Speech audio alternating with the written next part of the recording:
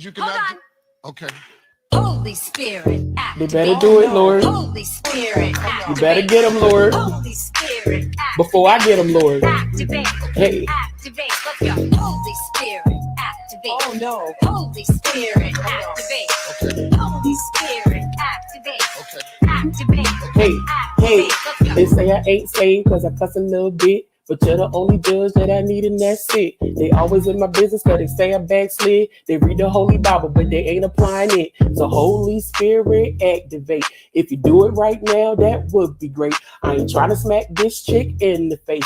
Don't you see me down here trying to change my ways. So Holy Spirit, you better do it, Lord. Holy Spirit, You better get them, Lord. Holy Spirit, Before I get them, Lord. activate. Hey, hey, hey. You cannot. Okay. Holy Spirit, They activate. better do it, Lord. Holy Spirit, You better get them, Lord. Holy Spirit, Before I get them, Lord. activate. Hey. Activate. Let's go. Holy Spirit, activate. Oh no. Holy Spirit, activate. Okay. Holy Spirit, activate. Okay. Activate. Hey, hey, Let's go. they say I ain't saved cause I cuss a little bit. But you're the only judge that I need and that's it. They always in my business cause they say I backslid. They read the Holy Bible but they ain't applying it. So Holy Spirit activate. If you do it right now, that would be great. I ain't trying to smack this chick in the face. Don't you see me down here trying to change my ways. So Holy Spirit, you better do it, Lord. Holy Spirit, You better get them, Lord. Holy Spirit, Before I get them, Lord. activate. Hey, hey, hey. You cannot. Okay. Holy Spirit, They activate. better do it, Lord. Holy Spirit, You activate. better get them, Lord. Holy Spirit, activate. Before I get them, Lord. Activate. Hey. Activate. Let's go. Holy Spirit, activate. Oh no. Holy Spirit, activate. Okay. Holy Spirit, activate. Okay. Activate. Hey, hey, Let's go. they say I ain't saved cause I cuss a little bit. But you're the only judge that I need and that's it. They always in my business cause they say I backslid. They read the Holy Bible but they ain't applying it. So Holy Spirit activate. If you do it right now, that would be great. I ain't trying to smack this chick in the face. Don't you see me down here trying to change my ways. So Holy Spirit, you better do it, Lord. Holy Spirit, You better get them, Lord. Holy Spirit, Before I get them, Lord. activate. Hey, hey, hey. Hi. Hi. Good morning, everyone. Welcome back to your boy, the Sean Davy Way Show. So, good morning. Now, I was just over there, and well, the first one, Jag Show. So, shout out to Jag, all right.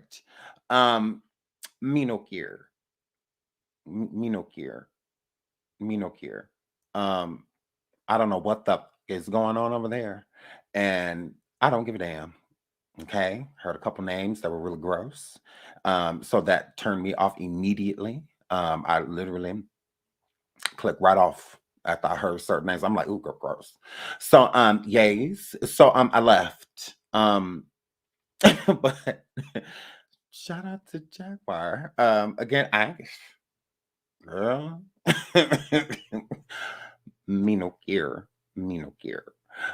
So here flip. So shout out to all of you guys. Hit the like, hit the like, hit the like, hit the like, hit the like, hit the like. Y'all said Legina look good. Gone Legina girl. Gone girl. Gone girl. Y'all know that's my girl. She look confused, but that's my girl. So, my girl, what else y'all saying? Hello, everyone. Hi, Shebe. Day with Shaya. I'm sorry, my hands are cold. I was just outside. Dee Dee Rose, Quetta, Lindsay B. Oh my God, hi, Culture Bites, Fluffy Peaches. I like that name. It's cute. Hello, hello, hello, hello. So, hit the like, hit the like, hit the like.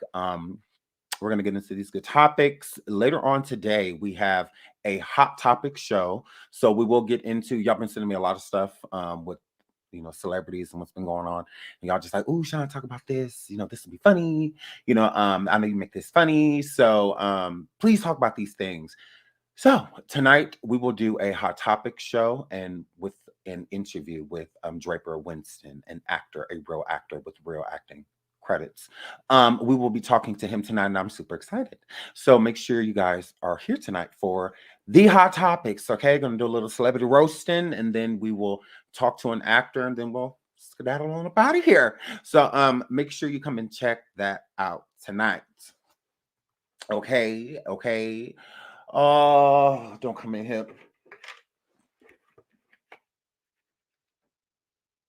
Stop it. Okay? I'm still grieving. Sitting in the gutter thinking about.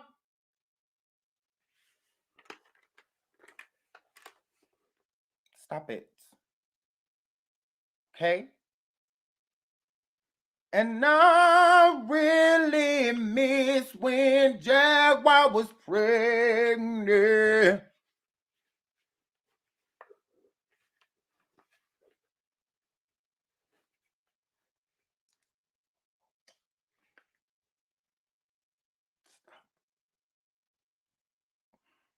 Okay?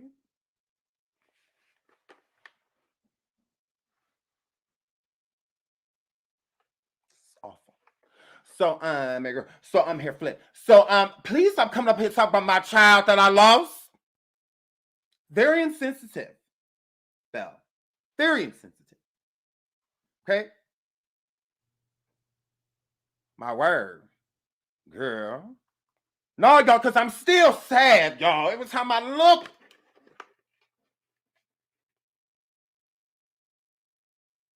Sitting in the girl, thinking about. Oh my God. Oh my goodness. Fetus! No, fetus. No. So,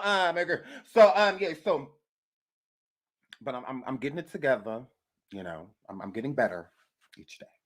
And that's all that matters. Now, look, y'all, I have topics to get into, and y'all messing up my show. I'm supposed to be here first, okay? Now, sit down. My God. Here, Flip. Now, I'm over here mourning still. Okay? Okay, nothing about that. This is sad. Now I'm supposed to be over here being served. Let me reset. Let me reset. Because that carton of cigarettes that my girl was about to give birth to, I'm still hurt. Okay? Yes, we can share, girl. Let's get it, girl. No. I was allegedly the father. Okay? I don't know how that word, but it worked. Okay? Now I'm over here sitting in the ghetto, girl, thinking about. Now this is a shame because I'm supposed to be over here talking about something else. Now let's do absolute moving right along. So now Nashville school tragedy victims' names. Okay, now we hear about this too often. You know about these children, and I'm very passionate about that. And so I'm about to rip people apart. Okay, I'm about to cuss people out. And then we're gonna get into Kadejah Brown over there. Kadejah with the bad bob that done sit over there and took that man's life with them turn in that house. Okay, so we're gonna get into that and her bail is for $75K. So that means she ain't going no hell to damn well, girl. I said, but that's only $7,500. Like, excuse me, it needs to be set at like $1 million, you know, or something like that. I'm like 75, or is it 75,000? Is it 75,000 or is it 7,500? No, because it'd be 7,500 or 75,000. So it's 75,000. Okay, to get her out. All right, I'm like, that's not need to be higher than that because you know people be trying to start GoFundMe's. It's mammies out here that feel sorry for her and will support her. So it's just like no, okay, like you need to be like a me. And then we're gonna get into Shanquella's fake friends. Absolutely, why not? Cabo Eva 6. So we're gonna get into them. That's what that word. So that's what's about to go down. So let's get into that. Let's start with this school powering. Let's start with that. So this is what the person who did this looks like. Okay. This person is trans. Absolutely. I do want to put that out there. Not as a way of this is the reason, has nothing to do with that, but she is transgender. So Nashville Mass Power appears to have been transgender. Okay. Three 9-year-old students and three adult staff members at the Covenant School in Nashville were murdered Monday morning, March 27th, in a mass powwowing at the school. Police have since identified the Power, who was powwowed to death at the scene as a 28-year-old transgender Nashville resident. Now, I think that's a big part that people don't know is that this person is no longer alive. I think some people thought that maybe this person was apprehended and brought into jail and whatnot. No, they perished at the scene. So this person is no longer living.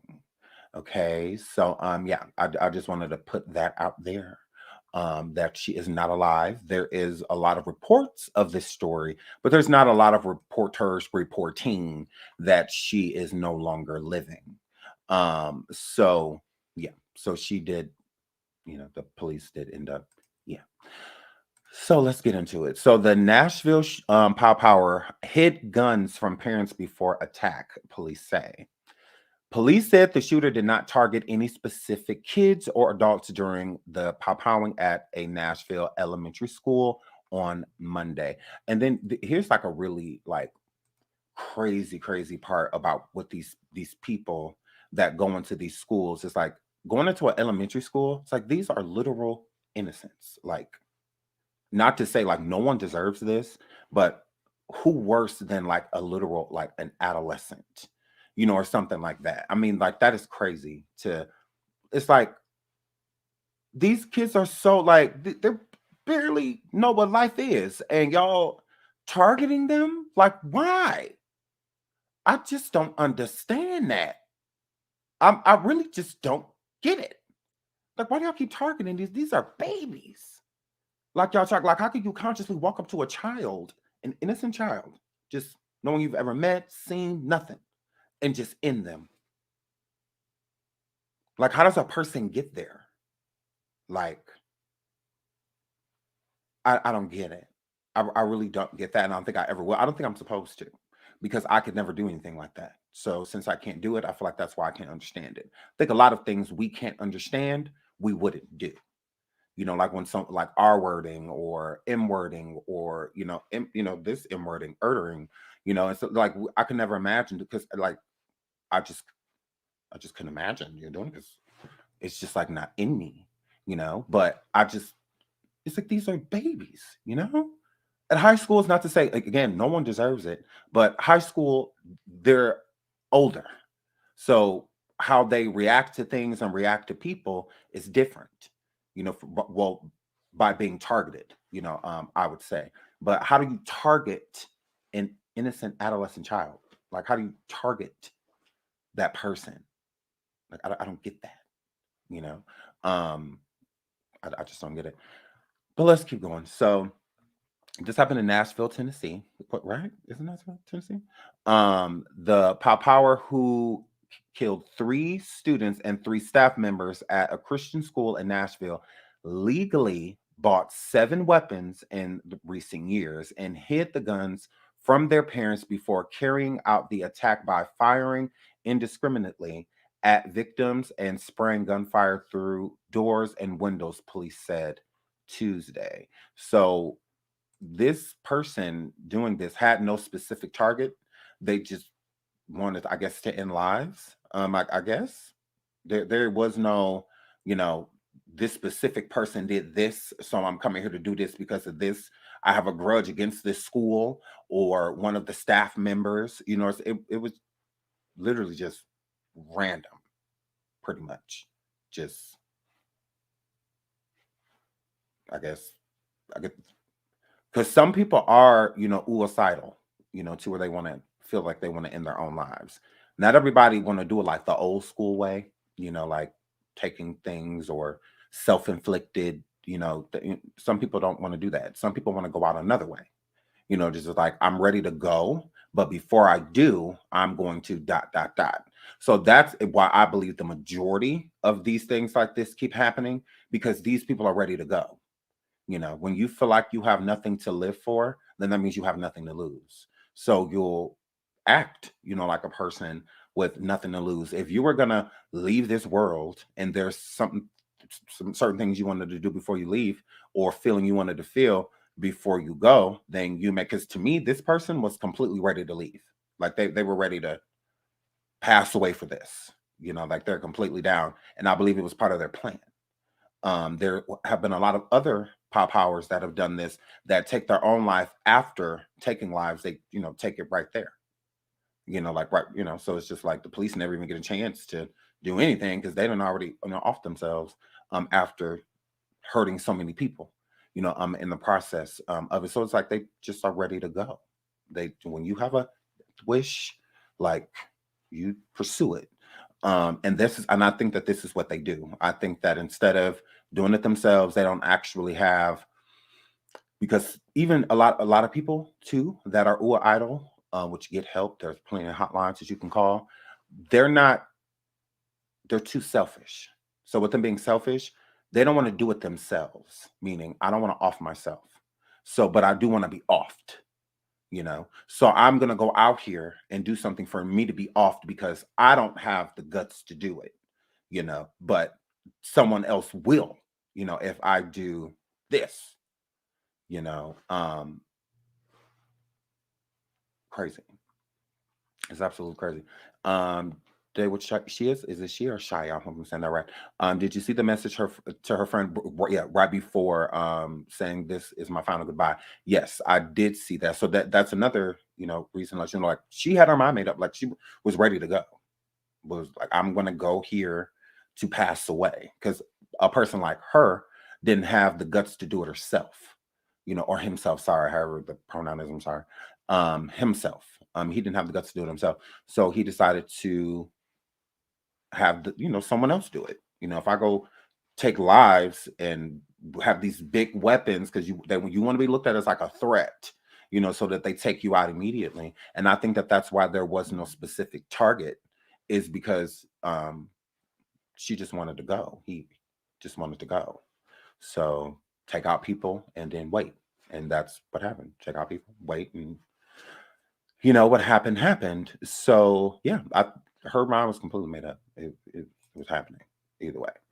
Um, Hold on. Dub says someone claimed this person did these pop songs because of a love interest. I mean, as time, it would, with time, I'm sure more details will come out. But as of now, you could tell they're ready to go.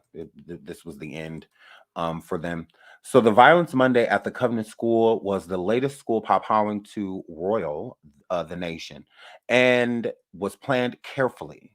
The pop hour had drawn a detailed map of the school, including potential entry points, and conducted surveillance of the building before carrying out the massacre, authorities said.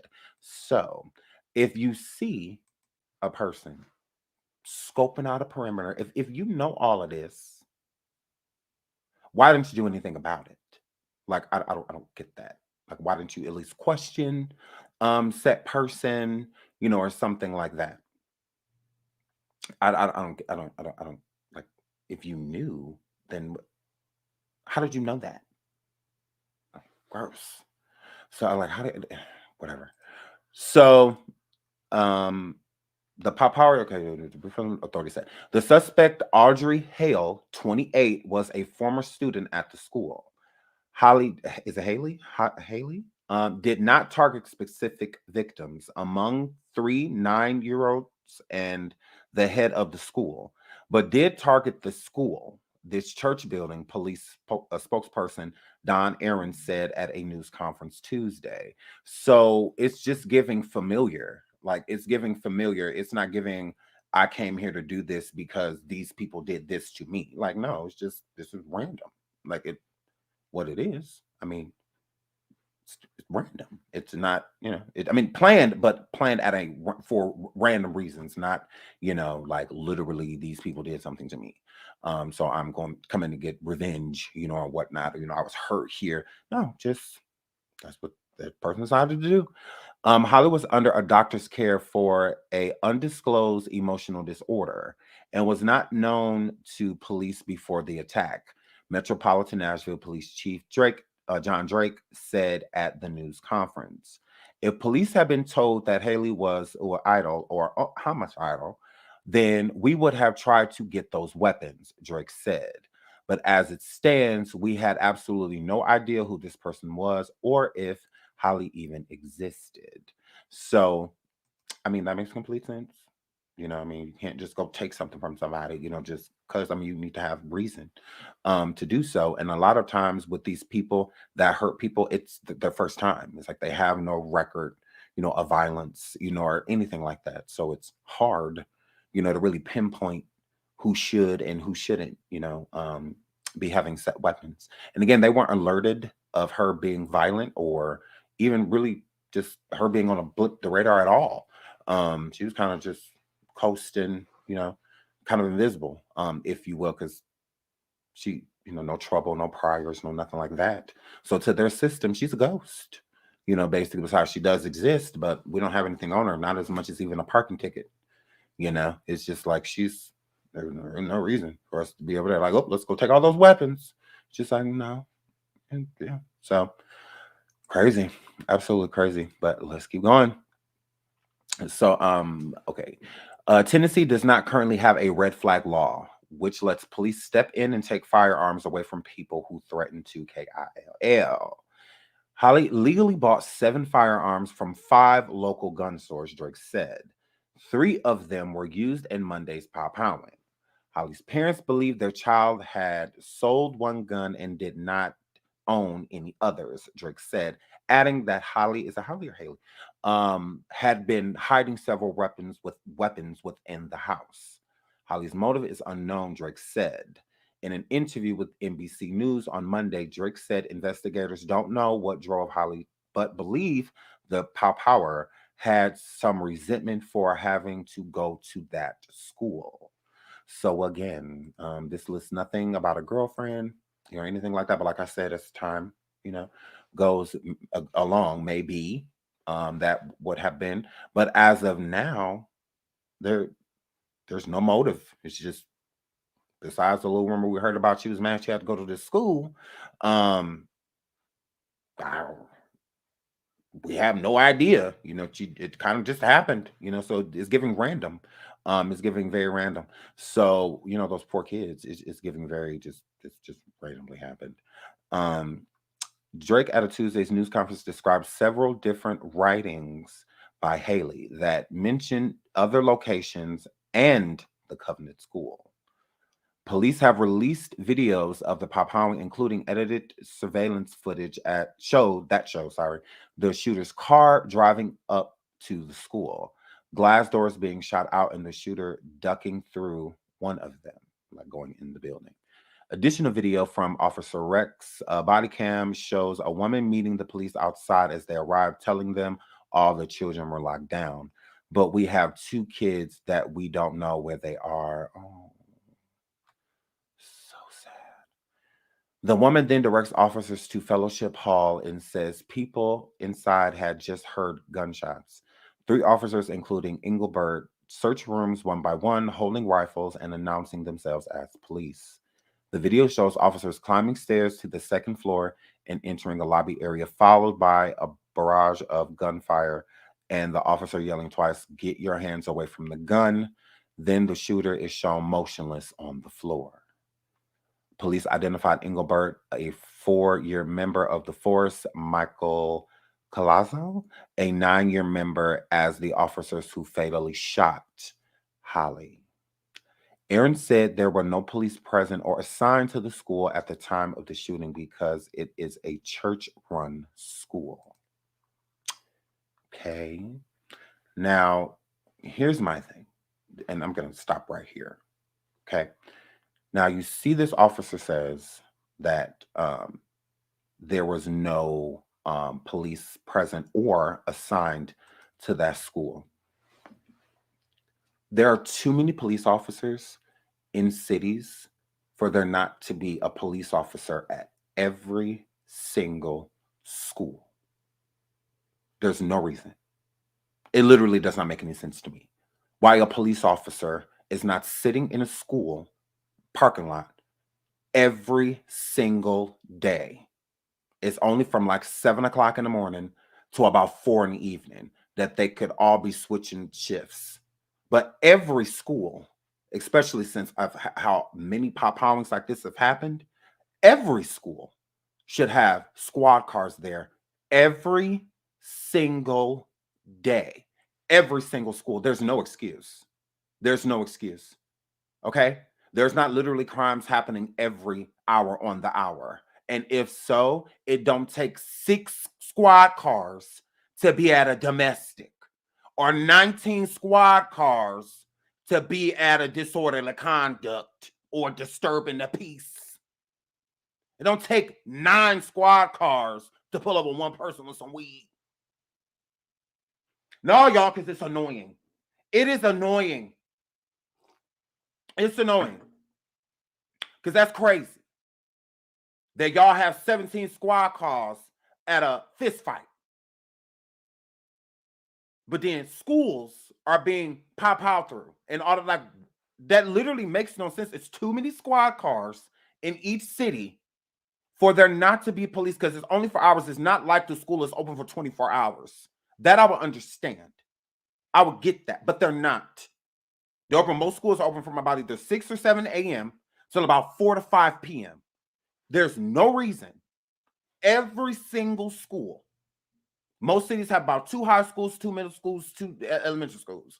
Like, it's not like there's 14 schools in each city, 20 schools. There's not. There isn't. Maybe people would think differently if they knew that every school had a squad car out of, because teachers should definitely be carrying at this point. They should, because they keep risking their lives to teach our children. They're losing their lives to teach our children, while our children are losing their lives as well. So this is crazy. People would think differently if you approaching, but because that's why she attacked this school, because she saw that they had no protection. Oh, I can get right up in there. I can get right up in there, because it's our tax dollars that pay for these people to do what they're doing, these officers. So the main thing that they should be doing is protecting our children. But they all out just chilling in suburban neighborhoods and stuff like that. Ride through the hood once every 6 hours, if that. Like, it's crazy. Because I drive past too many police that's just sitting there. Plenty of them. We in traffic together. Why? Y'all could be down at one of these schools just sitting there. Go walk through the building, like, if you're bored. I don't know. Like, but this is crazy. Like, that there's no protection. And there's no sense of protection. And then the perimeter was completely open. Again, that's why that school was chosen. And there's plenty of other schools that are like that too. Plenty. With no officer there. There's no reason. There could be at least 2 squad cars at each school. 2. Because that's what they call it anyway. And if stuff like this keep happening, they should be there immediately. Because if there was a squad car there and that still did happen, they would have been able to stop it. Because that person would have been on guard.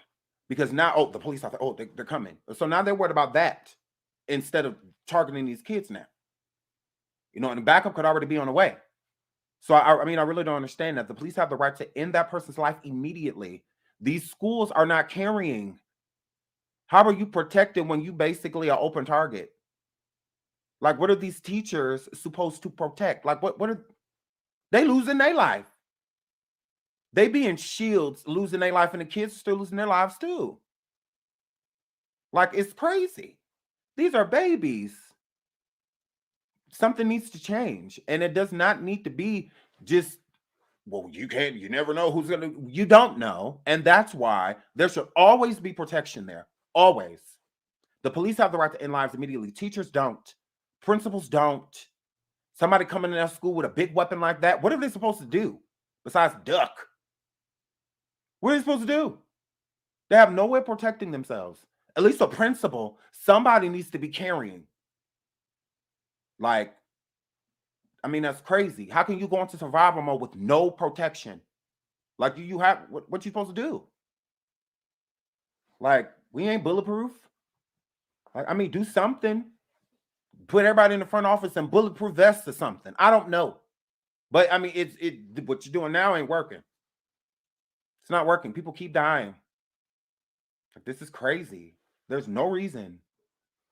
No reason. That's what the police, y'all need to be at every school all day, round the clock. Y'all leaving the parking lot to go and break, somebody else need to be pulling up before you even leave.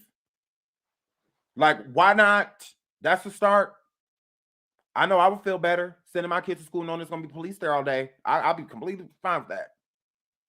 But having to wait for them to get there because they sitting across town and stuff, why? You should always be here. Always. I don't care if it's boring. So what else are you doing? Serve and protect. That's what you're supposed to be doing. Like, I don't care if you're sitting in your car playing on your phone. Oh, well, at least you're there. And it also will make people think differently. Because if there was a police surveillance there, that school wouldn't have been targeted. She wouldn't have went to that school. She would have went somewhere else. Because they have surveillance. It literally says this school has no protection, no surveillance, no cops are out there. No cops patrol the school. That's a problem. Like, do they not have enough officers there in Nashville? Because I'm sure they do. Like, someone should always be out there. Like, y'all keep coming when it's too late. That's the problem. Because the police are solving the issue once they get there. Even if it's taking the person out. Oh, well. Oh, well. Even if it's them taking their life. So what? So be it. You come up here to end innocent people's lives for no reason. So if your punishment is passing away, bye. So they are solving the problem once they get there, but they're never on time. Why be on time when you can already be present? You can already be there. Because imagine if there was a police surveillance in that area. As soon as those first pop-house was done, somebody could have been there quickly or already there. That's it. Already there. So, I mean, if they're not going to have armed security guards, because not all schools can have that, not all schools districts can afford it. So it's like, I get that. I can understand that. But at the same time, those don't even be enough school security. That sometimes they don't even know. So yeah, that's crazy. That is insane. It absolutely is. So wait, they went to the same school. Where is the therapist? What therapist? But yeah, they did go to the same. She did go to that school in the past. So yeah, I just feel like it's crazy, but I feel like that's the answer as of now. There should be police at every school. Let's get into this news clip. People in Wisconsin love a good fish. No, you gotta love these commercials. You gotta love these commercials.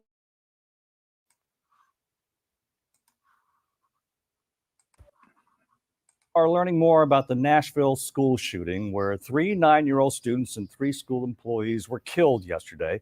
Police released body cam video showing how quickly they reacted. For Texans, it is a sharp contrast to the Uvalde school shooting, where it took officers an hour and 14 minutes to confront the shooter and then months to release the video. But before showing you any of the Nashville case, we want to warn you, some of the images are disturbing. Here is Christian Benavides. Body camera footage shows police officers running past hallways lined with cubbies as they responded to Monday's deadly school shooting. Surveillance video captured images of the shooter firing through a glass door to gain access to the Covenant School, a private Christian school in Nashville. We have no evidence that individuals were specifically targeted. Police identified the attacker as 28-year-old Audrey Hale, a former student. Police say the shooter's parents told them Hale was under a doctor's care for an emotional disorder. Now, this emotional disorder has not been specified, but it's still not a reason for her to have done this. Like, again, she wanted to end her life. Because doing what she did, you had to. You had to. If she didn't want to end her life, when the police approached her, she could have easily put that gun down and laid on the ground, easily, and they wouldn't have fired because they're not allowed to do that. So they would have had to arrest said person. So, but said person chose not to. They chose to keep the weapon, and they did not put the weapon down. So they were pow-powed in the process by the police, which is on the cam footage as well. So yeah, absolutely. And they were unaware Hale had legally purchased 7 guns, 3 of which were used in the shooting. Parents felt that she should not own weapons. They were under the impression that when she sold the one weapon that she did not own anymore. Outside the school, a memorial to the victims, 3 school staff members and 3 9-year-old students, is growing. Many say the quick actions of emergency responders prevented an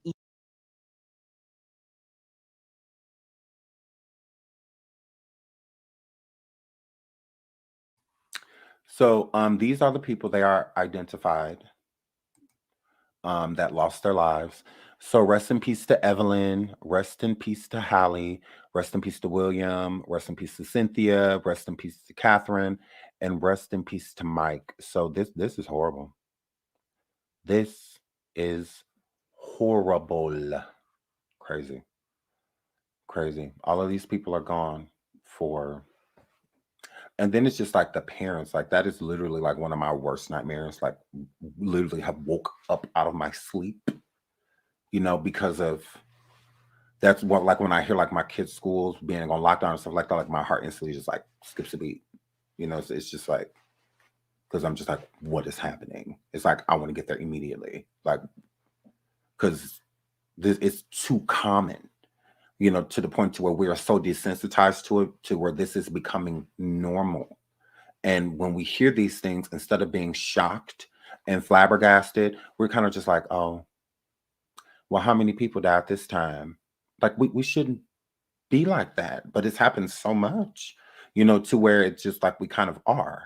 And because people are usually outraged, by these type of things happening. And it's like, it's getting the energy for gun reform and so many other things are dropping down because people are just becoming tolerant of it when this is an intolerance, but we've learned to deal with it, and we shouldn't be like that. Like we should want things to happen. We should want to stand up and help these children, especially, number one, these children, people that don't know life, the older people in this situation, or I should say the adults in the situation, they did have a chance to live, but this isn't how, this shouldn't be their end. It shouldn't be. I think God has it written out how all of us are going to leave here. And I think sometimes the devil intervenes, right? So I don't believe that this is the way that they were supposed to leave here. I believe the devil intervened and used people to change God's plan. And it's the same thing with people like Shanquella and Jeremy Brown.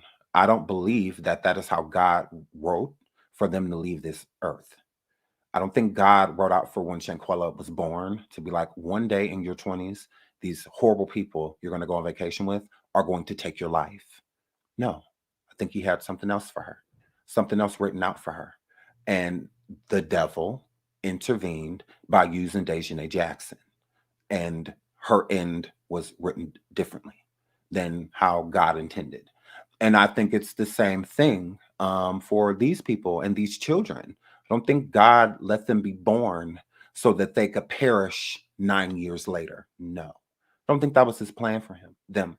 I think God planned a very prosperous life, for these children and at a different end for these adults. This was not the way they were supposed to go.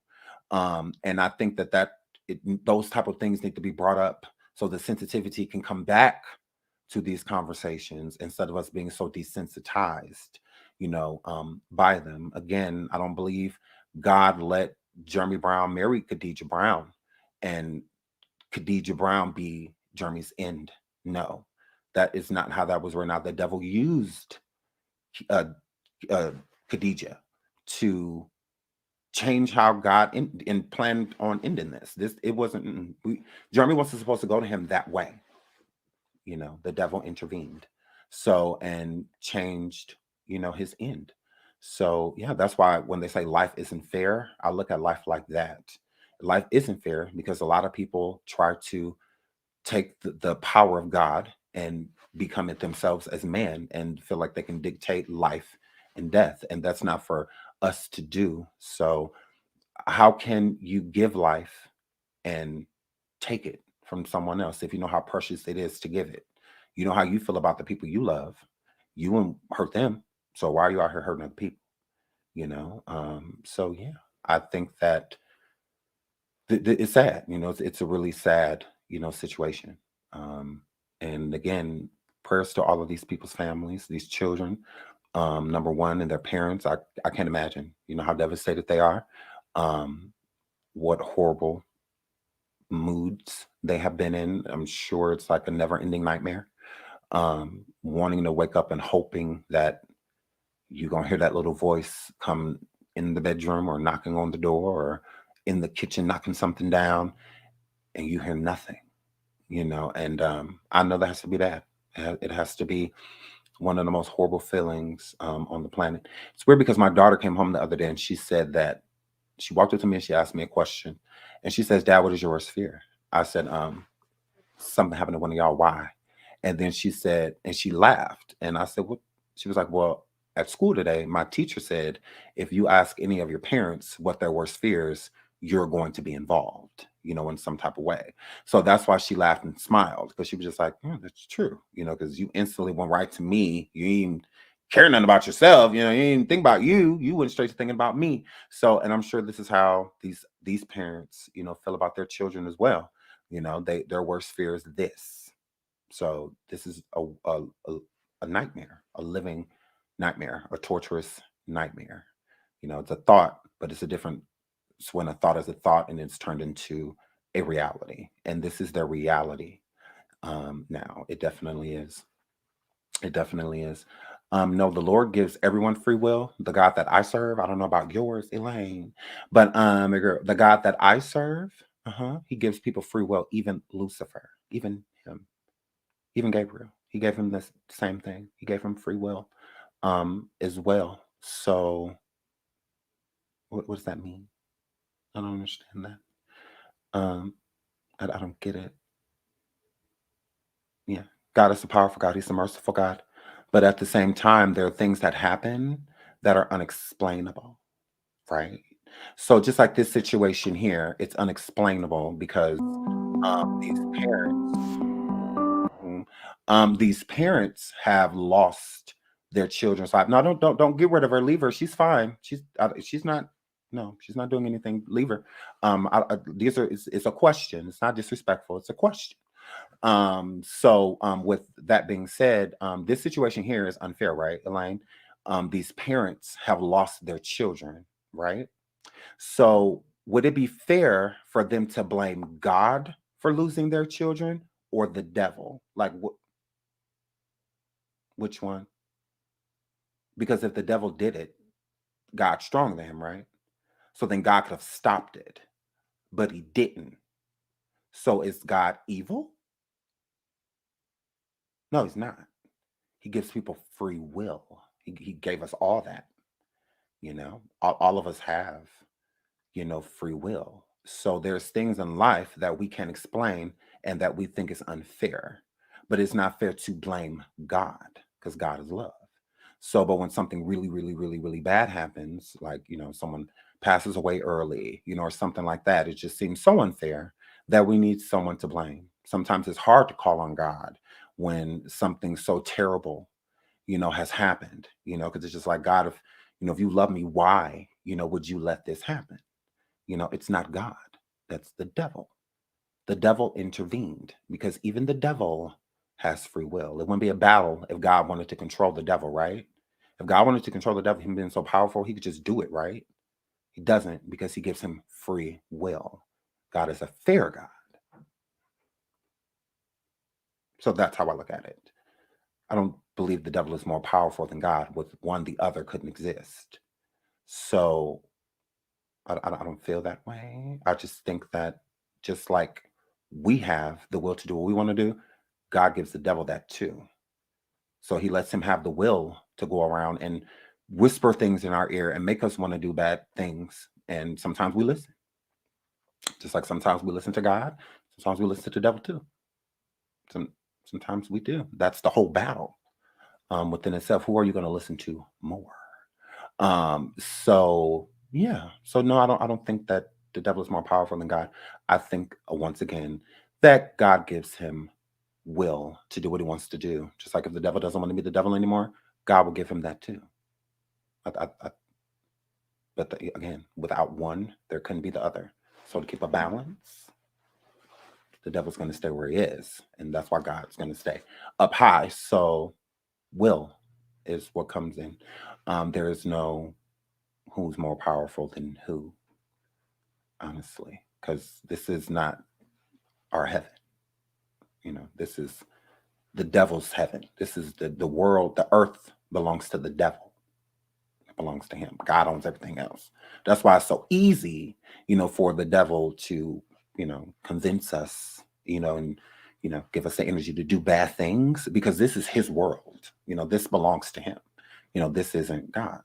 He's not, God is not here. He's up there. That's why we call upon him, right? So yeah, that's just how I feel about that. So shout out to you. Like I said, not a bad question. It's just I don't think, yes, this is the devil's world. That's why so many bad things happen here, because God is not here. There. So yeah, but absolutely. When here, we're going to be tested every single day. God's gonna send us down tests and the devil gonna push them up. So I mean, and it's whichever ones you pass is passing the test. Just like times like this, when this family has lost their children, this is a test. They could run away from God or they could run toward him. But either way, they have will to do so. God is going to give that to them. He's going to give them the will to come to him, and he's going to give them the will to go if they want to, go do devilish things and bad things because of what has transpired due to this test, because that's all it is. And some of these tests are really hard, and some tests we don't take.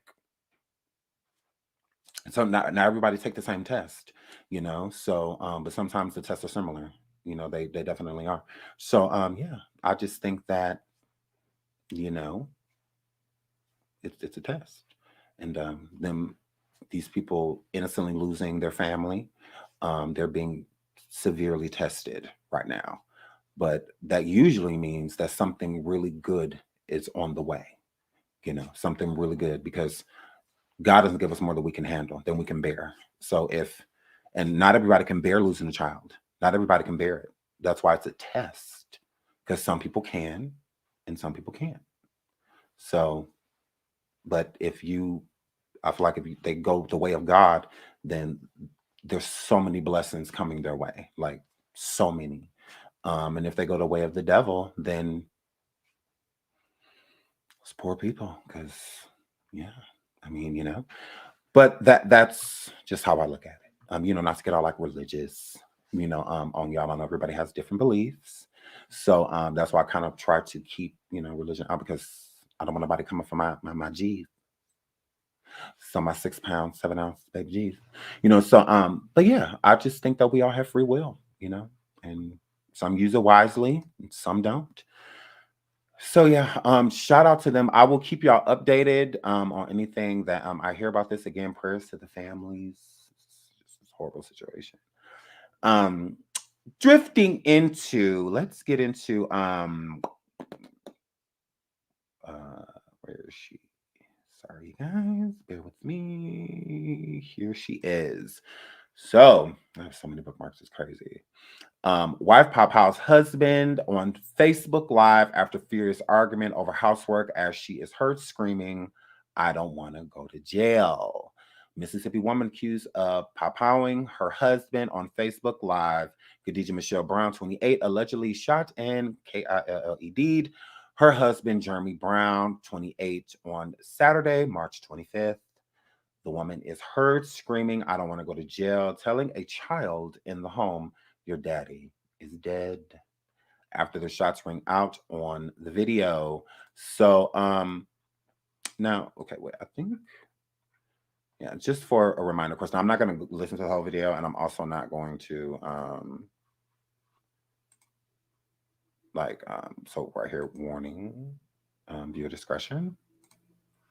So just for the people that need a little reminder, we're just going to check this out really quick, just a little bit of it. Fair use, fair use.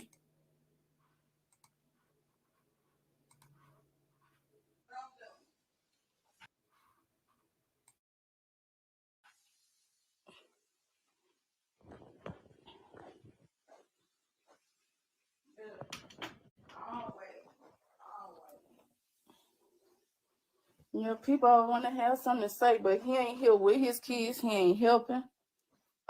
He left at 6:00. He left at 6:06 to go be with his mama. Instead of trying to. Why is there got to be a question about do I need to cook for the kids? Why is there a question? And he don't never have to question. He don't want to question everybody's loyalty. But where is his loyalty at?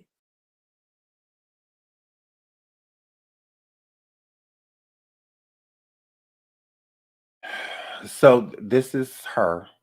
Yeah, I just want to give people a reminder, of course. Kadejah Brown. That is her and her mother,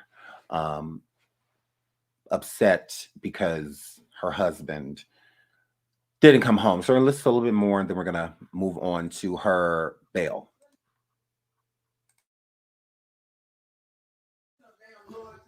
But he want to talk about me when I am not doing. He want to talk about me when I'm not doing.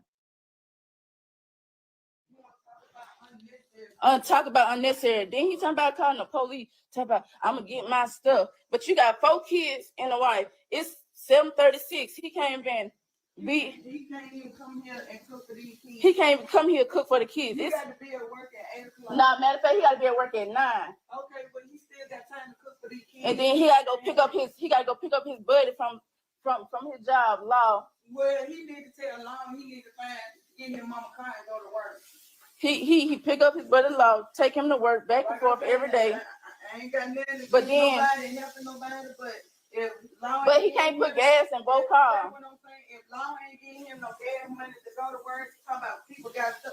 Okay, he wanna put it like that. Oh, I got stuff to do too. I'm over here. I got stuff to do too. I'm over here. I'm over here putting the rep. Yeah, what you on the phone with? Uncle, boom. I'm talking about Uncle.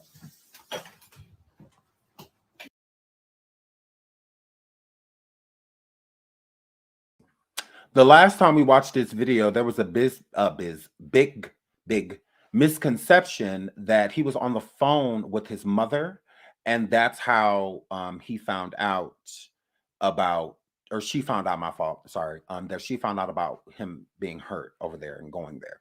No, he was talking to his uncle. He says on the phone, says to her, I'm on the phone with my uncle, I'm talking to my uncle. So he was on the phone with his uncle. He was not on the phone with his mother. So, because that was in the chat the first time we talked about it, that he was on the phone with his mom. That's how she found out, because we were all kind of, because I didn't know how she found out. I'm like, yeah, I wonder how she, so we did, it was said over here to uncle, but we were still kind of like indecisive. We didn't know exactly how she found out, and it was his uncle, and how she found that out. So I do want to just say that. I do want to say that.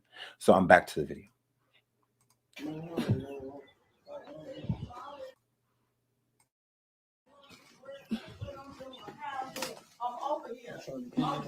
No, you ain't trying to get ready for work. Look at him. This is a sad case, y'all. He getting his stuff. Look at that. Sad case. As a father. Okay, Jeremy, what is the conversation you want to have? Yeah, and your baby in the room. You want to have? Give me my phone, bro. Don't what is the conversation you want to have? What the conversation? He said, what's the conversation?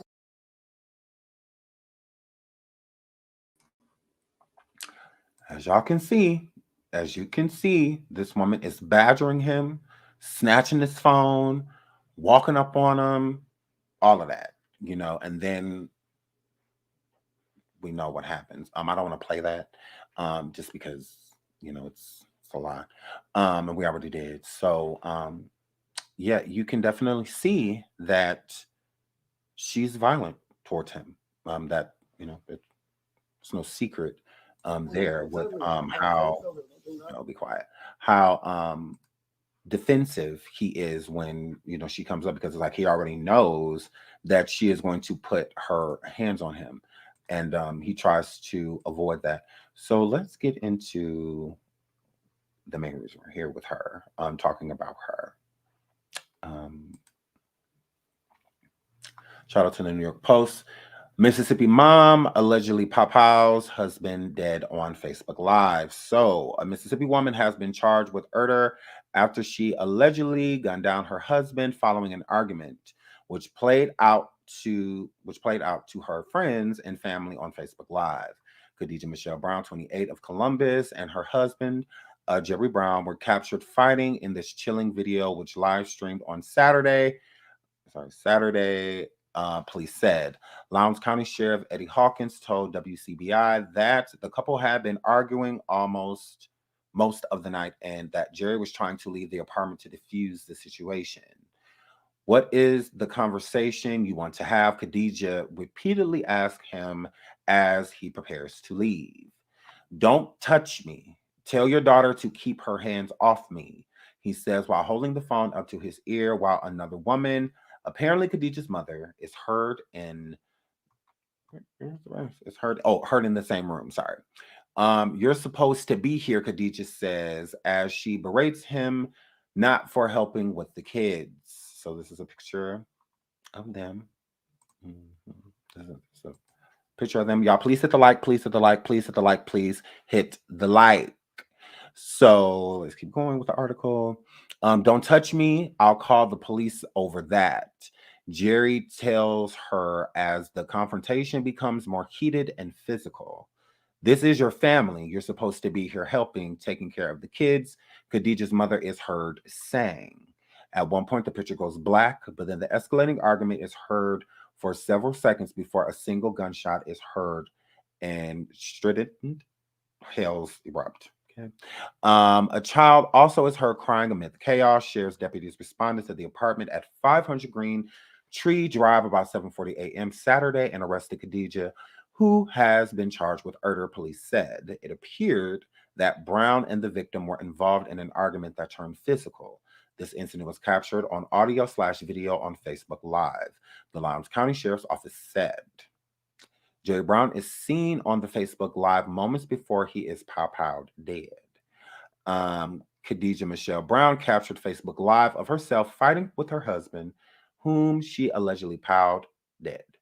The husband died of a single gunshot wound and a 9mm pistol was recovered at the scene, according to police. There was a history of domestic violence between Brown and the victim. Okay. So the domestic violence reports that I got in my email, they are all, I think one, she called the police. But other than that, and when she called the police, nothing happened. So he didn't get arrested or anything like that. So I don't feel like it was him. I feel like it was her.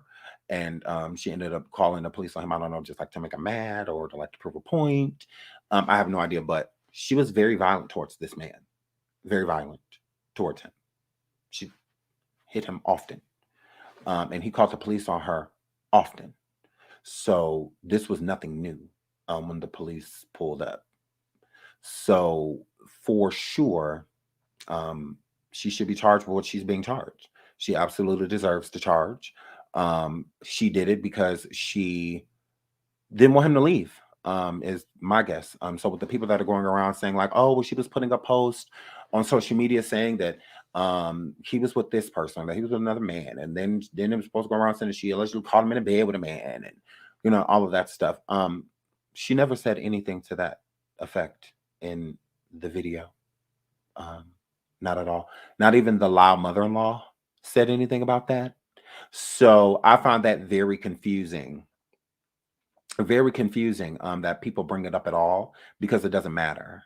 This man passed away because this woman was his abuser. She abused him and ended up taking his life in the process because if this was the other way around to where Jeremy did this to her. Oh my gosh.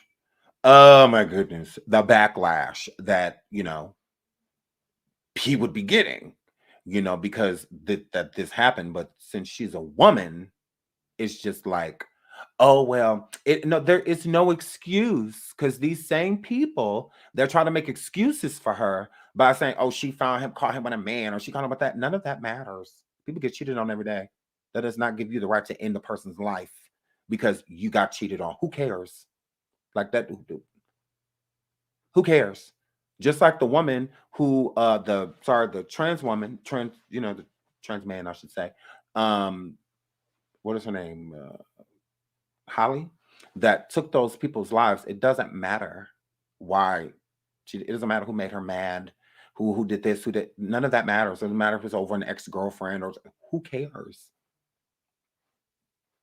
Honestly, who cares? Shouldn't have happened. So it's the same thing. Like, how are we turning this man who passed away basically in front of his children? And Aubrey, okay, Aubrey, thank you, Aubrey. So, I mean, there's no excuse for it. It's not okay. His life was taken. Okay, let's get serious.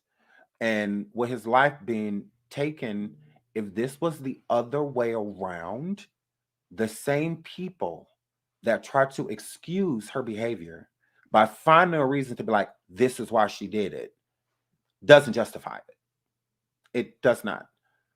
No different than with Shanquella. If Shanquella was talking ish to anybody on the trip before or after or anything like that, it did not give anybody the reason or a reason to end that girl's life. Like, it's not okay. It isn't all right. It's a problem. Like, either way, like, there was no reason for it. So if Dejanay came forward right now and said, well, she made me mad. She did this, she did that. So she slept with my man. So she slept with my friend, man. So like, none of that gives you the right to do nothing that y'all did. Like, y'all was wrong. All of you. So yeah, it's weird. Like, I just find that weird. That people would try to excuse what she did. No, this was stupid. The man was leaving. She should have just let him leave. Like, what are you forcing him here for if you swear you don't want him? You ain't a good man. You're supposed to be doing this. You're supposed to be doing that. Because most of us are the type of people to where if you have somebody living in your house, whether you're married to them, whether y'all just got children together, and whatnot, if you are doing everything by yourself, paying bills, feeding the kids, putting clothes in their back, washing their clothes, getting back and forth to school, all of that stuff. If you're doing that, all of it, and the man is just there, most people want them to leave because I'm already doing everything by myself. So you might as well just go. Like, what are you here for? If I'm doing everything, you're not doing nothing. So, because a person that's stressed out, it's hard to do anything intimate. It's hard to kiss somebody you despise.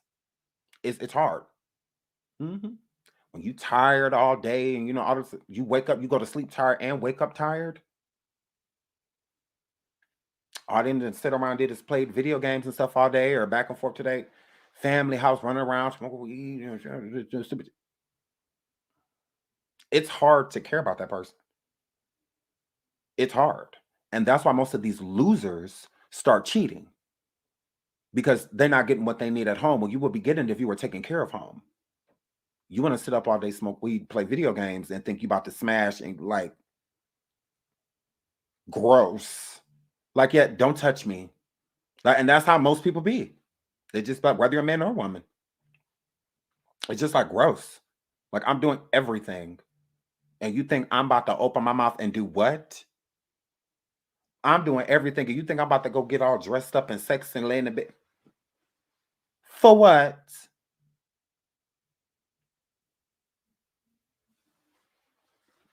Get out.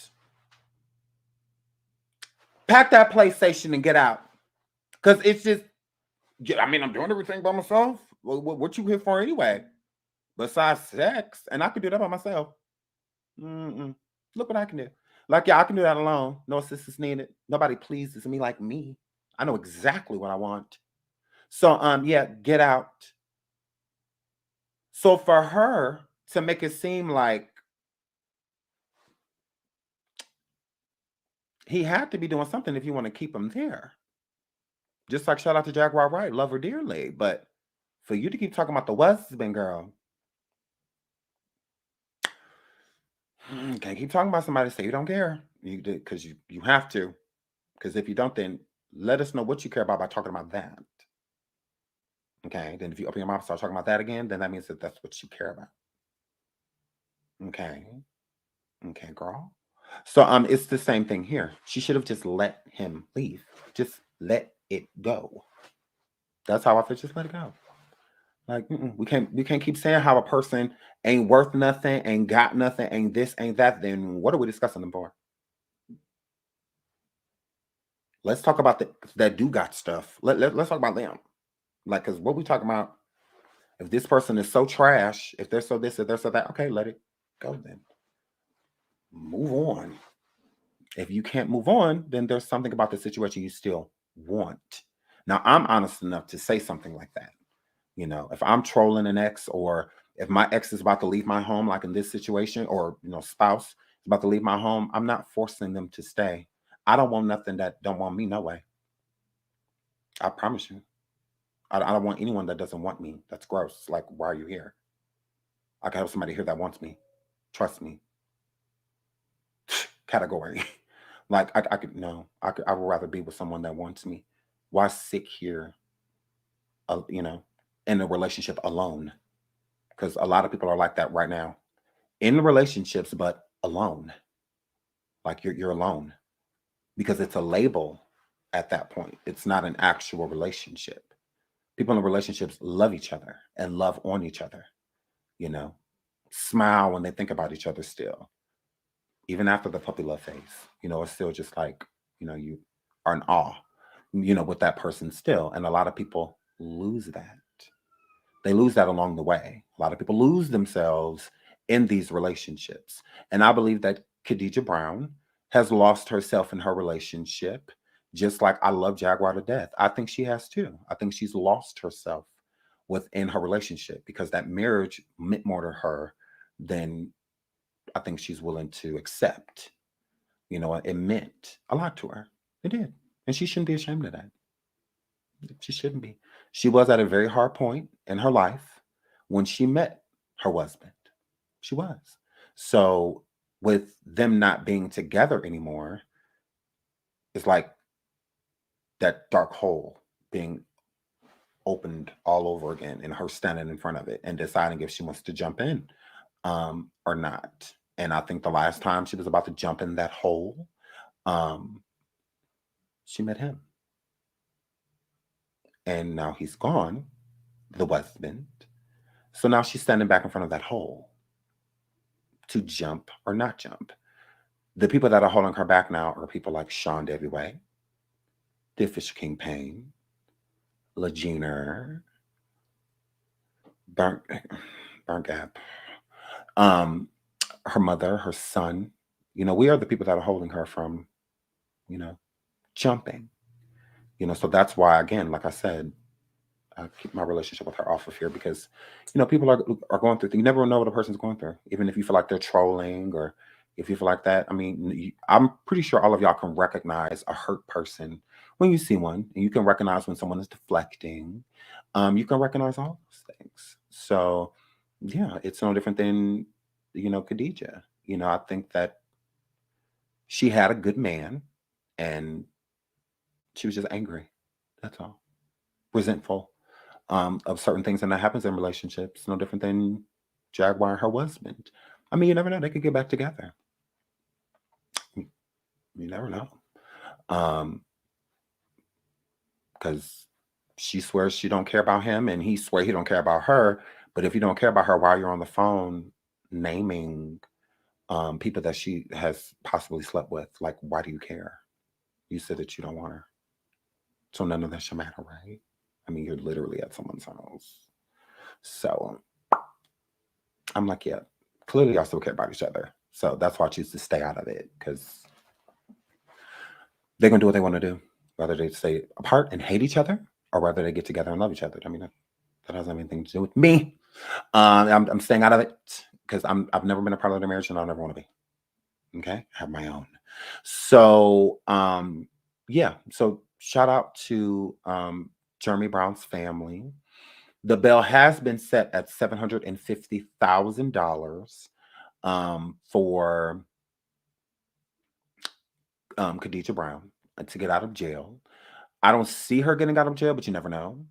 I don't think that it's fair if she does. I understand that she has children, and I feel bad for the children, but the children need to get used to not seeing her. No time like the present. No time like the present. I mean, she has an infant child, and she did this to their father. She had an infant child, y'all. An infant.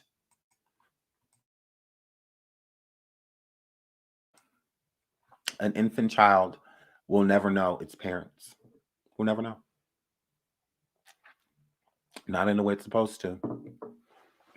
An infant, was present during all of that stuff that happened. So that's very sad. Very sad. There was 4 children. The youngest is an infant. So yeah. Well, like the baby was like 4-month-old. I think it's something I read. Like a 4-month-old baby. 3-4-month-old baby, something like that. Yes, just turned 3 months. Okay. Yeah. I was gonna say I read something like that. That it was a 3-month-old baby. 3 to 4-month-old baby. So yeah. And now this literal infant has to grow up without the parents. It's like, how sad is that? Because you clearly still wanted to be with him. And one of the first things she yells is, I don't want to go to jail.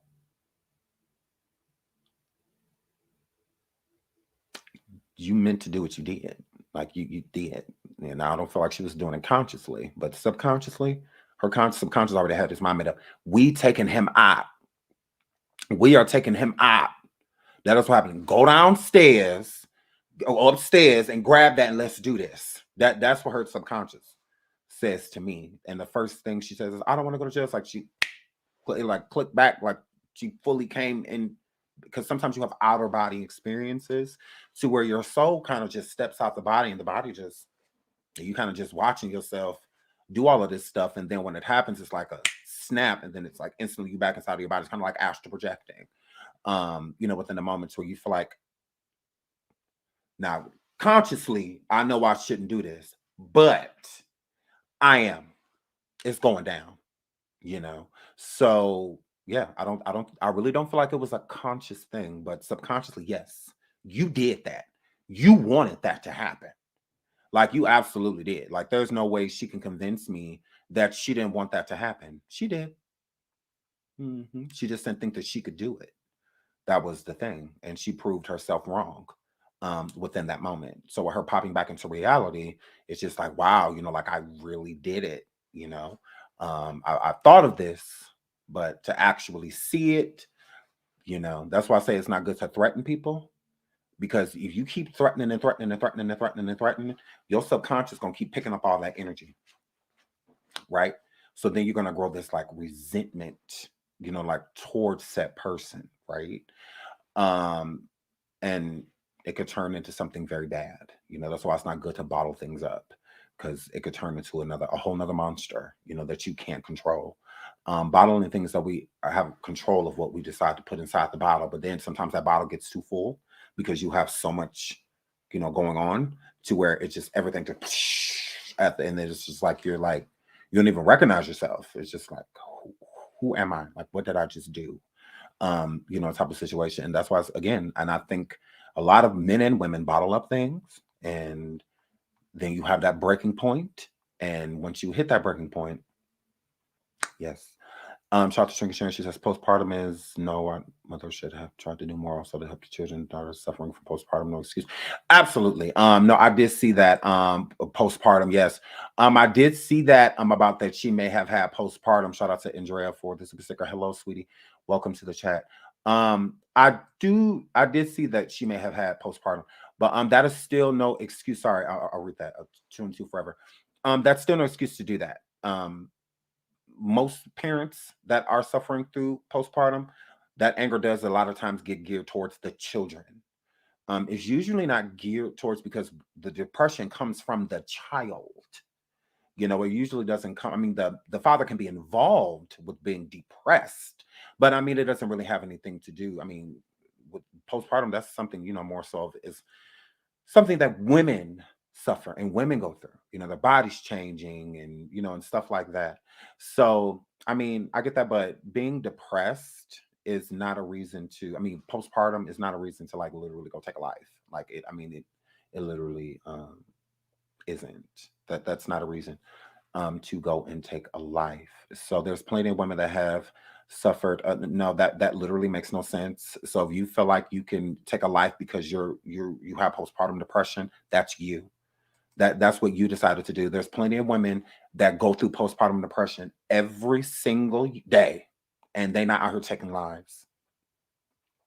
They're not out here taking lives. They absolutely are not. Yes, and that's why it's stemmed more towards the child, because postpartum is after birth. Postpartum has everything to do with birth, like the birth of a child. Men cannot give birth, so we don't go through it, but we do sometimes feel the emotions, like our moods and feelings and stuff change, throughout pregnancies as well.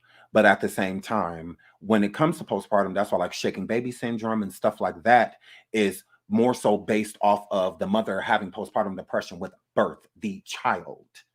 Not she went and took her husband's life because she has postpartum depression. That doesn't even make any sense. Like that literally doesn't even make any sense. Women suffer through it every day. They're not out here taking people's lives for. And if so, it's usually the baby. It's usually the baby. Shaking baby syndrome and other stuff like that. When mothers yell at their babies, sometimes they beat their babies. Sometimes they do stuff like that. And now that to me would have everything to do with postpartum. Everything to do with it. But girl, no. That's an excuse. No. That is not why it happened. Ain't no doctor about to write that down. No, ain't nobody. No. She took her husband's life because she's suffering through postpartum. No. Now, if it was related more so to the child, and postpartum depression also, again, with a woman giving birth, their hormones are everywhere. Throughout that birth, I've been through 4 of them, literally. Their hormones are everywhere. So with their hormones being everywhere, it's the balance of getting it back. My kid's mom suffered from postpartum with 2 of the kids, 2 of them. There was this disconnect that she had with them at first, and then as time grew, she got better, so that's just how I look at it. She didn't want to take my life. She got mad at me. She didn't want to get me. And I worked a lot, literally. I worked a lot. So, but she didn't want to take my life, because everybody's different. So, Rebecca says, research not excusing her at all. A doctor could confirm. No doctor has confirmed that, and they won't. Because, again, they would be excusing her, because that would be an excuse. You don't get the doctor's note for a murder. She has not declared anything. She does not suffer from mental illness or anything like that. Like, literally, the most a doctor can do is say, like, hey, she was suffering through postpartum through this time. They're not going to say, hey, she was suffering through postpartum at this time. That's why she committed a murder. Ain't no doctor about to write that down. Now, if you're clinically diagnosed with postpartum depression, that's the most that they can do. But it's not an excuse. They're not going to take it as, okay, the reason you did this because no. Now, I said when it comes to a child, that's completely different. That's completely different, but not a spouse. Like, yeah, no, you don't get to get out of jail free card. You don't get to get out of jail free card. So, exactly. So that's what I'm saying. Like, it's falling on deaf ears, sweetie, because a doctor, like I said, and I'll say it again, a doctor's not going to excuse it. So, and that's what I said. Like, a doctor's postpartum or not, your decision making skills with a whole nother human being that does not involve your hormones when it comes to your child, they're not going to know that, because it has nothing to do with nothing.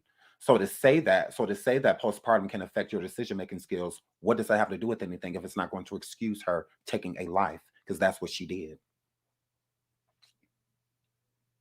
She didn't hit her kid or anything like that to where, no, she took a life.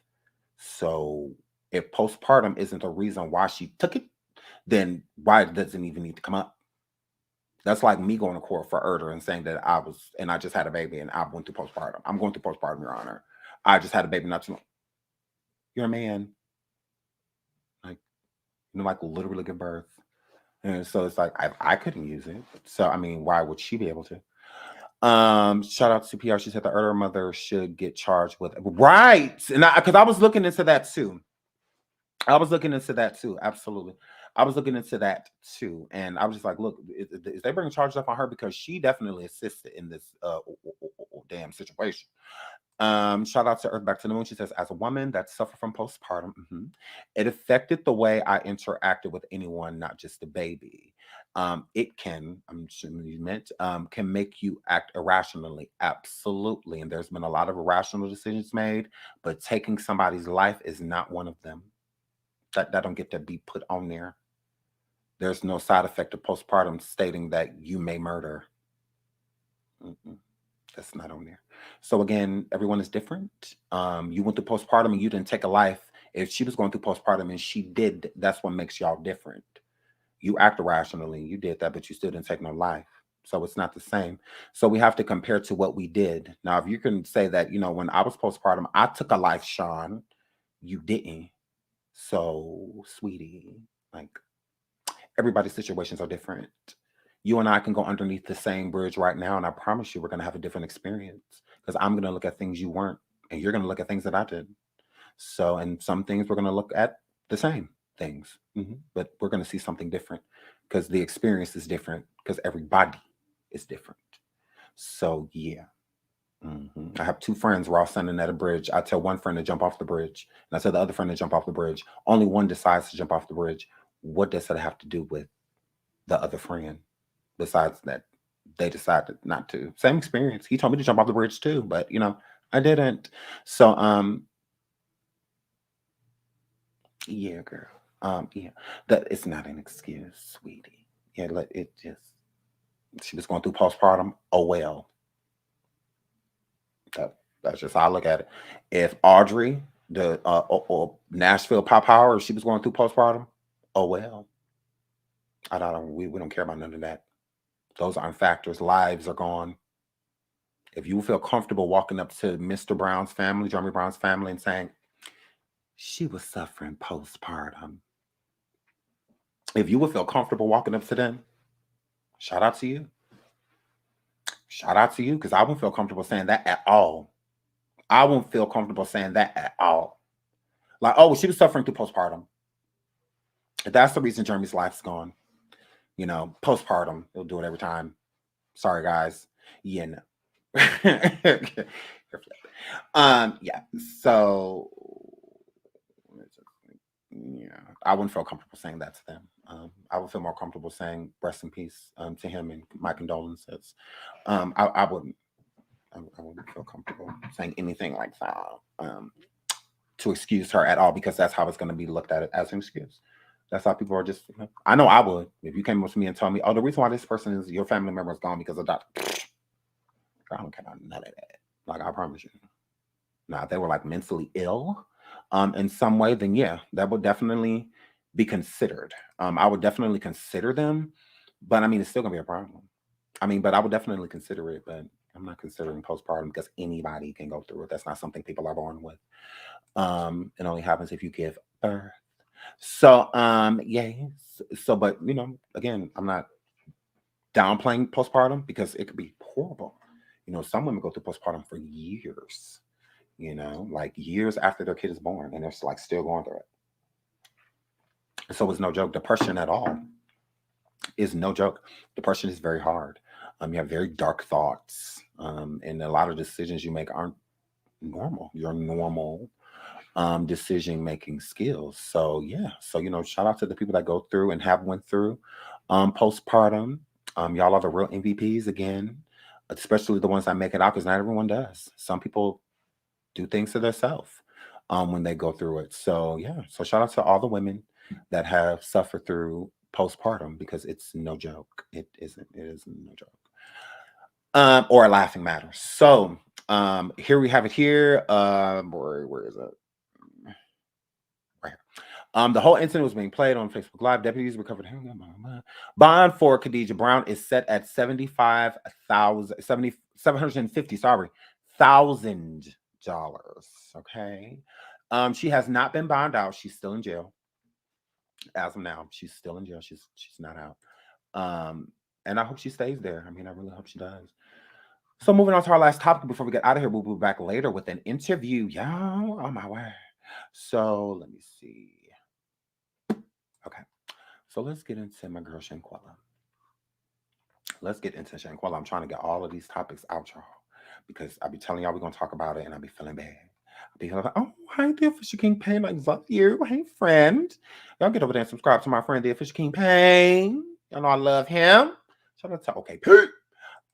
So let's get into my girl Shanquella. So Shanquella over jealousy activist believes. Okay. So I wanted to talk about this. So the last time we talked about Shanquella, we got into this, which I still have that article with the concierge. Is this with the concierge? Oh no. It's not this one, it's this one. Yes. So we got into the interview with the concierge at the Cabo Villas. And what is that? Maybe later. So at the Cabo Villas, we got into that. So I'm gonna put this on the screen, but I'll put it on mute. Okay.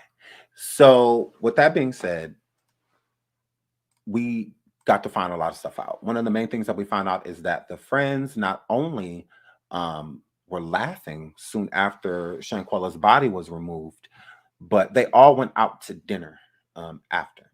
They lied to the concierge, Dejanay, was the main culprit. Okay. Dejanay was so much jealous of Shanquella. Now, we kind of assumed, that these were jealous friends, but it's a part that's been left out. Now, we found out again with this that Dejanay had a liaison pretty much the whole time. And that wasn't even brought up at all. That there was somebody that was taking care of them their entire trip, which is normal. When you go to resorts that you'll have, like a concierge. But Dejanay basically hit all the breadcrumbs for people to get back to Shanquella. So with Shanquella being out of place, everyone noticed that Shanquella was out of place. And she was definitely, it was showing throughout the camera footage, when she was walking through the house looking for the girls, when she was at the dinner table, when they cheers, everybody else was putting their glasses together, but hers wasn't. She was kind of just the oddball out. Shanquella also on the first day arrived last. Now, that's not something that was disclosed. We thought that, Shanquella was riding with, everyone. It was like a group trip that everybody got the same tickets and, and all of that, all on the same flight. No, they all flew there. And then Shanquella was last on the first day, which was Friday. And then Nazir came Saturday. So, but yeah, she came alone. She didn't come with Khalil, which a lot of people kind of expected because Khalil invited her. Dejanay and Nazir have the same birthdays, or like a day apart or something like that. I don't know. But they have the same birthday. So that is what was being celebrated when they all went on the trip. That was the whole reason for them going on the trip, is for Dejanay and Shanquella. Dejanay and Nazir's birthday. Now, Where the jealousy I feel that may have been coming in is that this was Dejanay's party. It was her setup, but Shanquella had the biggest room. Now I'm confused by that. Okay, now 'cause I had to stop and poke at that because I'm like, okay, well, if it was Shanquella's birthday, I mean, sorry, not Shanquella, sorry, Dejanay's birthday. This is Dejanay's trip. Khalil invited Shanquella. Dejanay did not invite Shanquella. Dejanay invited the fake four, you know, the girls that came along. Those were all Dejanay's friends. They were not Shanquella's. So that's evident. These are things that we could definitely say. Now we can say these things. Before we were speculating, but we can definitely say these things now. Because again, it was Dejanay's event. It was not Shanquella's. Shanquella did not set this up, neither did Khalil. It was Dejanay. Dejanay and her other fake friends, they always went on vacations together. This wasn't the first time they went to Mexico together. The only difference this time was Malik, Shanquella, Nazir, and Khalil. So they were all invited this time. But Shanquella was not invited on the original list. And I think that the reason why Dejanay wanted Shanquella to come, or will I say allowed her to come, is because the big suite. Now, the big suite that Shanquella was in was the biggest room there. I think Dejanay wanted her to come so that she could pay for the majority of the trip, because who gets this biggest room is going to pay for basically the majority of the amenities that we are getting. So Dejanay allowed her to be invited because she was going to make everything cheaper. Because what other reason wouldn't Dejanay want to be in that big room? Because in order to be in that big room, that suite, you have to pay for it. So instead of Dejanay paying for it, Dejanay like, no, we're gonna let her. Oh, she can come, but and she get in this room. I believe Dejanay put Shanquella in the biggest room. So people think like, oh, she jealous of Shanquella getting the biggest room. No, it was Dejanay's trip. So if Dejanay wanted the biggest room, she could have had it. She could have had the suite. She didn't want it because she didn't want to pay for it. She didn't want to pay for it. So she put Shanquella in that room. Because why didn't she put one of her other friends in it? She don't even like Shanquella. Shanquella's not a part of the fake four. So she could have given it to one of them. Why she give it to her?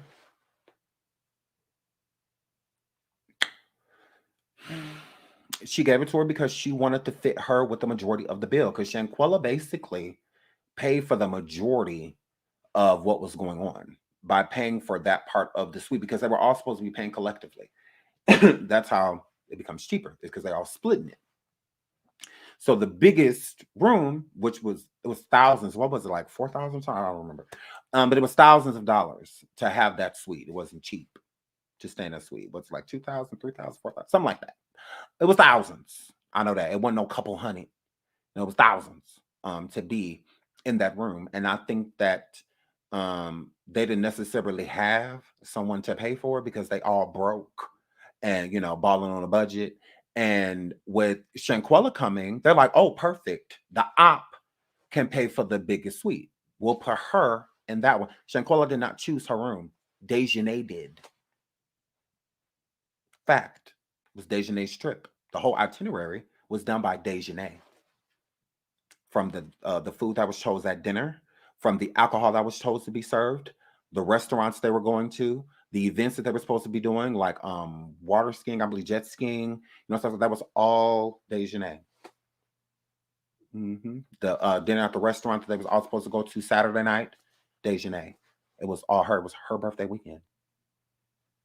It's her birthday. So that was deliberate. Now, I believe that Dejanay had every intention of doing whatever she was going to do to Shanquella before they went.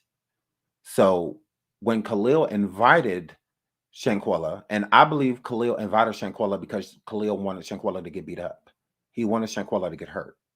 He absolutely did. And I think the reason of that is because Khalil did not like, at the time, Shanquella's boyfriend. And that was, oh, what is his name? Um, the boyfriend. The ex-boyfriend, I should say. Corey? What is it? Is it Coley? Corey? Corey?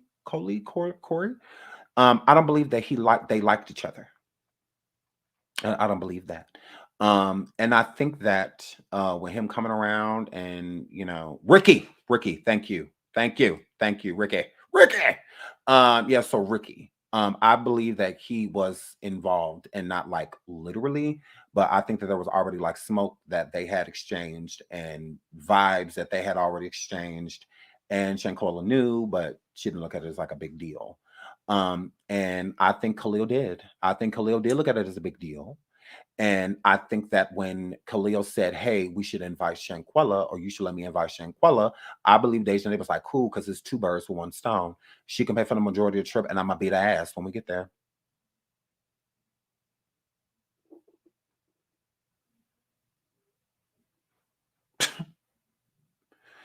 Ricky is. Do I still have the picture? I know I got it on my phone. I just saw it the other day.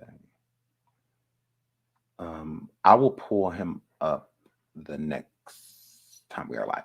But yes, so but Ricky was the guy that was saying that he was in a relationship with Shanquella. He was at a lot of the events with the family. And whatnot, he was at her funeral, all of that stuff. There are many pictures together. So they did date. Now, were they still dating when Shanquella passed away? I don't know. It seemed like there may have been some trouble in paradise between him and Shanquella. I don't think that they were a literal item, but they were together. They absolutely were. They were dating. They were. And the family still welcomes Ricky with open arms. So I do believe that they were in a relationship. I believe that that's true. I don't think that Ricky's clout chasing off of Shanquella. I believe that he's telling the truth. But it's still a little fuzzy about when she passed away. I don't know if they were still in a relationship. That I don't know. But yeah, I do think, because he even said himself that there's smoke, okay, with him being interviewed, that he did have smoke with Khalil, that he didn't like him like that. Like he didn't view him as a threat because he feels like Khalil is gay. But he felt like Khalil was Shanquella's gay best friend, is how he looked at Khalil. So he wasn't like a threat, like he gonna take my girl, type of situation. So, he didn't really care about them going on vacation together, but he did not like Khalil. That relationship was strained, and it just got worse after Shanquella passed. But yeah. And I think that when Khalil said to Dejanay that we should invite Shanquella, I believe Khalil knew that Dejanay was like, yeah, we're gonna do ... like I'm gonna hurt, we're gonna like, yeah, I'm beating her, that and Khalil could have warned Shanquella, but he did not. Because remember, when they got there and Shanquella was being assaulted by Dejanay, all of them watched. All of them were watching. Malik, whoever was recording, and whatnot when it was happening. So they all knew. They all knew before they got there. I do not believe anything transpired. Watching those videos, saying that they were all cool all night. They all ate dinner together. Shanquella went passed out on the hammock. After that, because that's when Khalil was recording her, like, we got her buddy, we got her buddy. When he was recording her, she was asleep. So I believe that Shanquella got up, because I believe she was drinking, you see her cheersing, so she looked like a lightweight. So I had a couple drinks, was tired already from the flight and everything. Fell asleep outside on the hammock, decided to get up and went and laid down, and went stripped off her clothes and whatnot, how she normally sleeps. She sleeps in the nude, and went in there, got underneath them covers, and went to sleep. And she woke up to all hell breaking loose. It was kind of like, like hazing, when people kind of just like burst into your room and then they all like, honing in on you, and whatnot. I feel like that's what's happening with Shanquella. I believe that they woke her up out of her sleep with that mess, because Shanquella had no idea what was coming, but I think that she could feel it, by them isolating her and not wanting to spend any time with her, ignoring her. I think she could feel it. You know, she could feel that it was something, and I think that's why she kept engaging to try to change the energy. But like I said, you know, months back, when you have someone that you don't like, or you know something is about to happen to them, you don't want to sit there bonding with them and clicking with them. It makes it harder to make the decision that you're going to make. You want to just do whatever, you know, you got planned. You know, you don't want to feel sorry for her in any way, you know, shape or form. So you kind of just like isolate the person. So when it's time to take action, you just do it. You know, it's like if someone sent someone to take someone's life, they're usually not going, the person that's going to go do it, they're usually not going to go get to know that person and hang out with them. No, you're going to follow them, get your target, see, find them at a vulnerable position, and then you're going to strike, you know, type of situation. But you're not going to, let's go hang out before I take your life, or let's go hang out before I beat you to a pulp. Like, you know, no, like you just want to, you know, you stay over there because I don't like you. You want to keep that animosity there. You want to keep that tension there. So when it's time to pounce, you can just do it, you know, and not think, you know, anything of it. You know, it's just like, yeah, well, let's go, you know, type of situation. So they knew what was going to happen to Shanquella before they got there. And Khalil definitely knew. He invited her knowing. So he can't make it seem like he didn't. This was a premeditated attack. Because, and you know that it's premeditated because, again, Shanquella ate dinner with them. Shanquella was walking around the house trying to go swimming with them. Shanquella fell asleep on the hammock, and Khalil recorded her saying that we got our first body.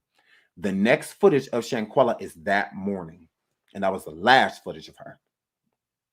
So it was planned. Like that, you can't convince me. Everybody standing in the room watching this happen to her, like something happened. No, this was going to happen no matter what. Even the concierge said that Shanquella was like out of place because they were all celebrating without her. If you notice at that table, they're all cheering with each other. They're not including Shanquella in it. Literally, Winter and them standing up, putting their cups next to Shanquella was not included in that. Shanquella walking around the house looking for them. You're the op.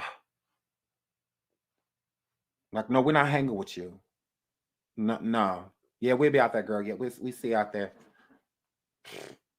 Like, is the energy, you know, that it was given. She was out of place.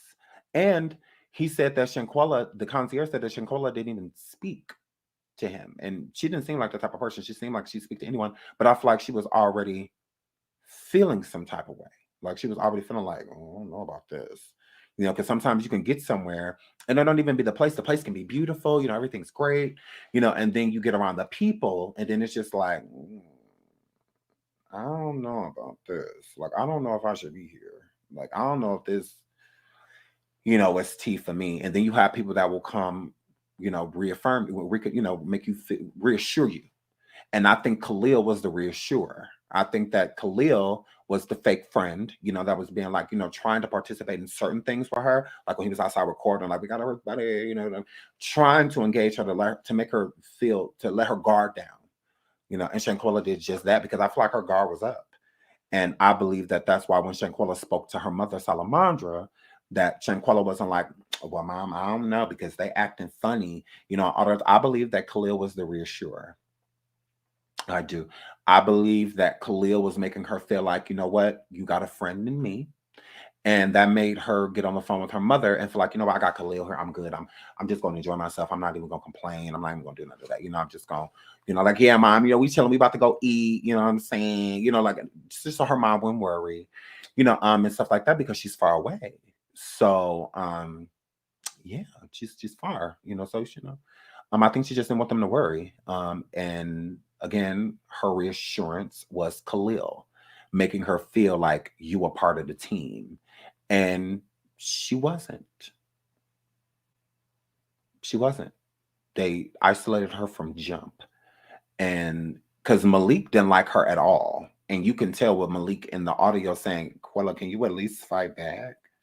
Like you could tell he did not like her. He did not like her. And even when he came back, he posted that he's going to ride for his friend and added Dejanay, like no matter, he said, no matter what. So if Dejanay did not like Shanquella, 100% we know that Neither did Malik. Because Dejanay and Malik are best friends. Like, they're best friends. So if you don't like my best friend, you don't like me. That's how I look at it. And that's why Malik was recording, because he didn't like Shanquella. He didn't like her. None of them did. Not even Khalil. They set her up. And they used her money to cover it up. Because that's another thing that they're not getting into. And this we're going to have to get out of here. I have to run to the gym and stuff. But we will be back live later for the interview at 5. If you want, we can finish talking about this if y'all want to. But I do believe that they took her money.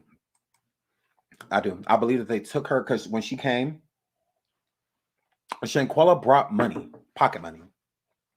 And she brought a decent amount of it too. So I do believe that they took her money and they used her money to, and I believe that that's one thing that Dejanay was actually laughing about. Because again, remember when they signed out of that Airbnb, Shanquella paid for the majority of the trip. She had the biggest suite. So she paid for the majority of the trip. Literally. So basically, you could say, long story short, that without Shanquella, they wouldn't have been able to go on that trip because she was the last invited. Remember that. She was the last invited. And with her being the last invited, it's not a coincidence that the most expensive suite was available. Did none of them want to pay for it? They used her. 2 birds, 1 stone. Not only are you going to pay for me to go on this trip, I'm going to hurt you when you get there. They planned it. She had no idea. Deer in headlights. Poor thing. No idea. No idea. So yeah, that's exactly how I feel. That's why Shanquella got the biggest suite. And I do believe that they robbed her. I do. I think all of the money that she brought, because remember, when they got back to the States, the only thing the family was giving back was Shanquella's luggage. That's it. They didn't give Shanquella's phone back. They didn't give Shanquella's money back. They didn't, none of that. The least they could have did was paid for the room and gave the family back the money, like, if this can help cover expenses, stuff like that. No, instead they sent over that fake crying, asking what color they wearing to the funeral that they didn't come to.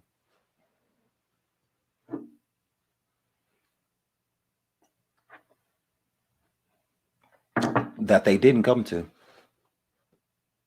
Weird, right? Which I want to know the colors. And didn't show up. None of them. Because they were protecting themselves. They didn't care about Shanquella. They did not care. Winter was crying because she was scared.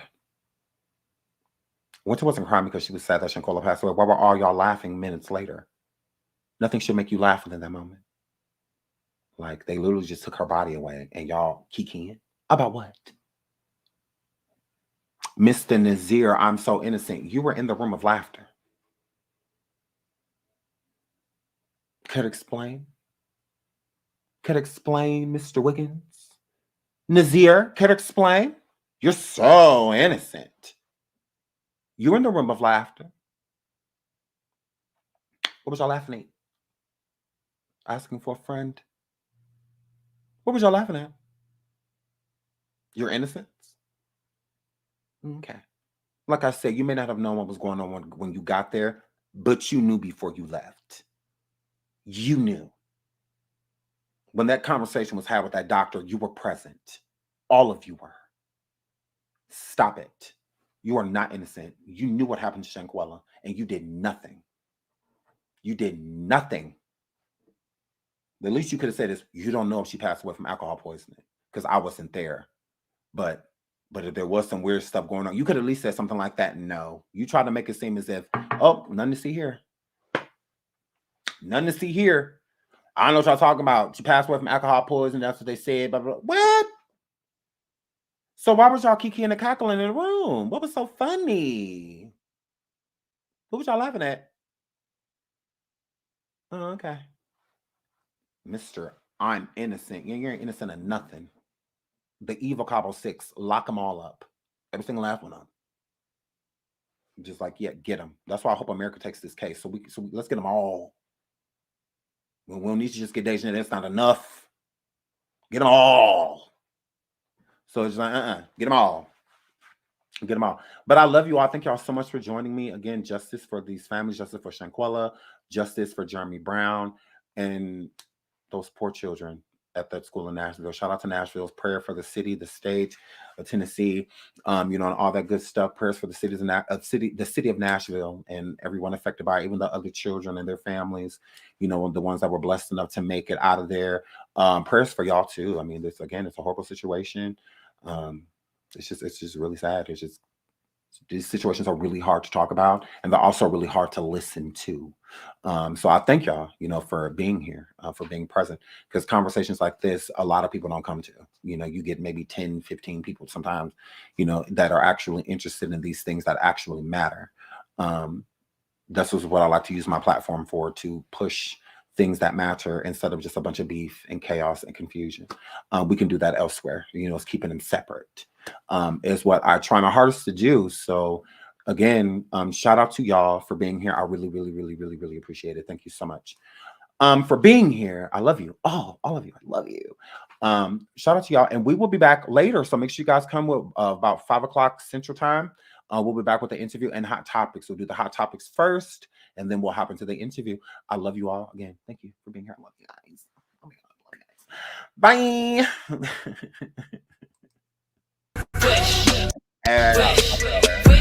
Start it over.